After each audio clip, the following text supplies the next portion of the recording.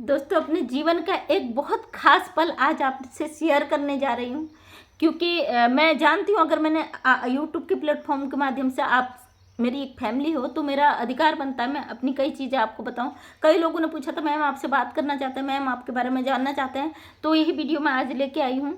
मैं आज एक पल जब मेरा टीचिंग विभाग में सिलेक्शन हुआ वो आपसे शेयर करना चाहती हूँ, क्योंकि मैं उत्तराखंड से थी और मेरा सिलेक्शन जैसे मैंने 12th किया था 2001 या 2 की बात है उस समय।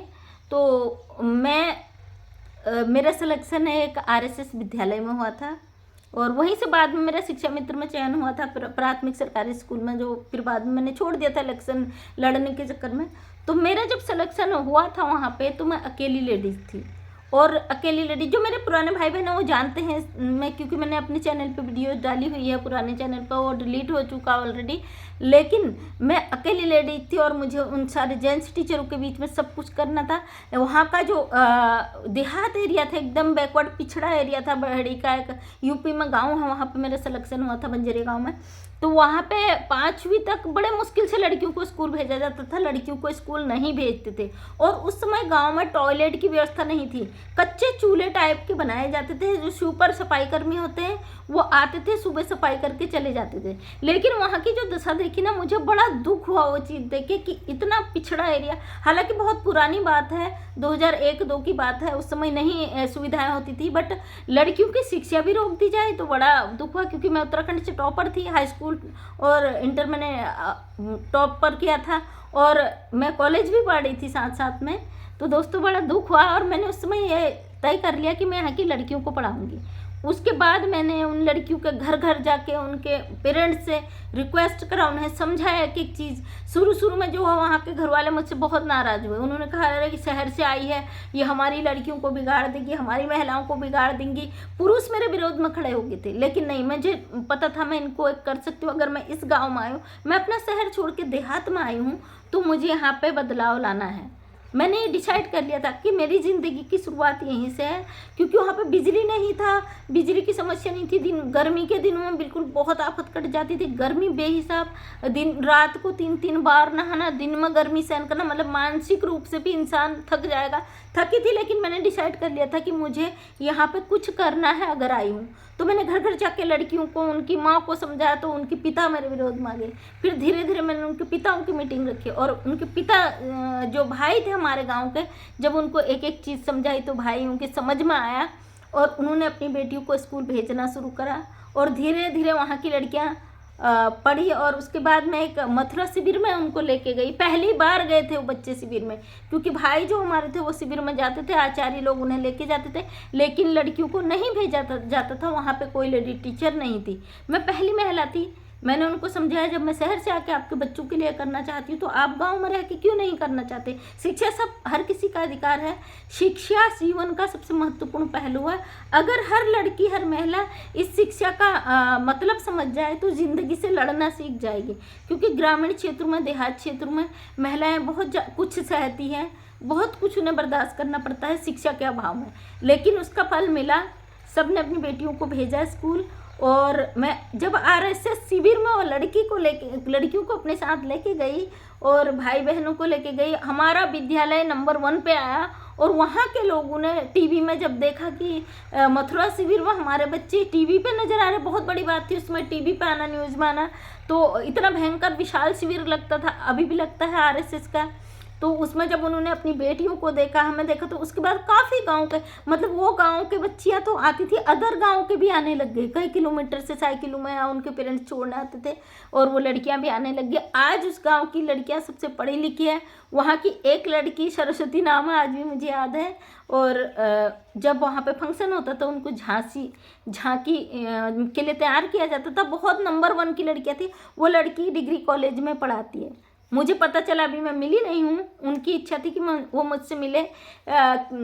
मेरी बड़ी बहन रहती वहाँ, उनके माध्यम से एक बार उन्होंने फ़ोन नंबर लिया, उसके छोटे भाई ने मुझसे बात भी की थी। बहुत खुशी होती, वहाँ के कई लड़के आर्मी में हैं, कई लड़के पुलिस में हैं, कई लड़के टीचर हैं जिन्हें मैंने पढ़ाया। तो बहुत अच्छा लगता है, एक फील आता दिल से, यार हमने कोई अच्छा काम करा, समाज के हित के लिए काम करा। शायद आज भी वहाँ के जो पेरेंट्स हैं वो बोलते बहन जी अगर आप हमारे गांव में नहीं आए होते तो शायद हमारे बच्चे पढ़ लिखे नहीं होते। माँ बाप के नाम से हर बच्चा जाना जाता है, लेकिन बहुत खुशी होती है जब बच्चे के नाम से पेरेंट को जाना जाता है। पेरेंट्स की जब पहचान बच्चे के नाम से बनती है ना, वो पेरेंट्स खुद ही अपने आप में एक बहुत बड़ा आत्मसम्मान की भावना को अनुभूति करता है, और वो चीज़ मुझे महसूस हुई। आज भी वहाँ के लोग मुझे याद करते हैं, आज भी बोलते हैं बहन जी कब आएंगी, क्योंकि मेरी बहन वहाँ से उत्तराखंड आ चुकी है, उन्होंने यहाँ पे घर बना लिया, वहाँ है उनका घर, फार्म वगैरह है।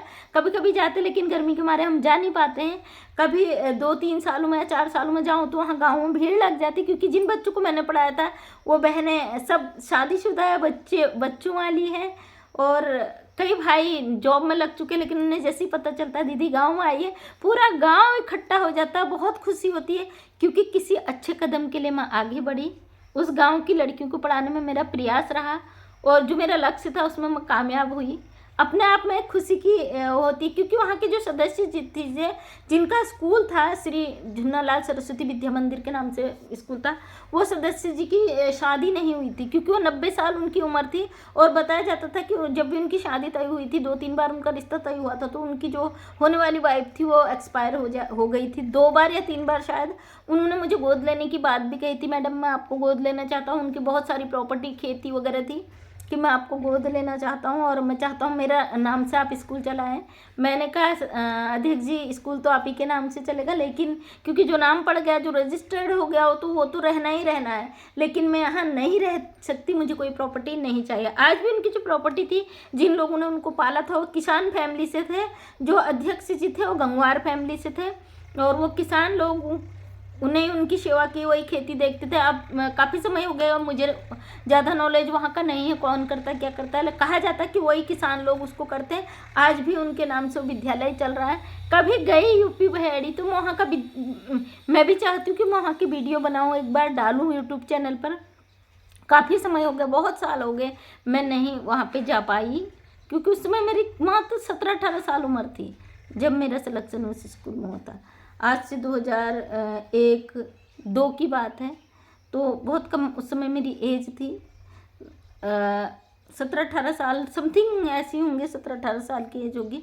तो बहुत खुशी होती है कि किसी कदम को बढ़ाने मेरा आगे रही, और वहीं से शुरुआत होती मेरी समाज सेवा की, क्योंकि ये जज्बा मुझे वहीं से मिला, और धीरे धीरे मैं इस फील्ड में आ गई। आज आपके सामने मैं एक उत्तराखंड से मुहिम छेड़ा है कि महिलाओं के लिए, रोजगार के लिए एक आगे प्रयास करूं।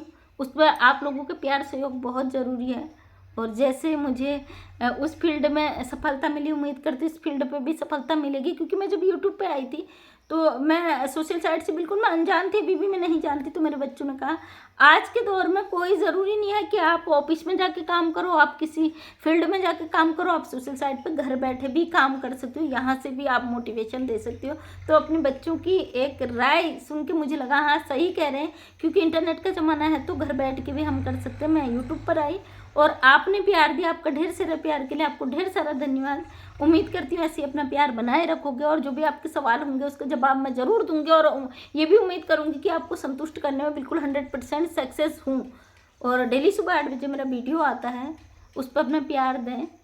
और अगर आपको अच्छा लगा तो चैनल को सब्सक्राइब करें, और इसी तरीके की वीडियो मैं आपके लिए लेके आऊँगी। दिल से आपका थैंक यू।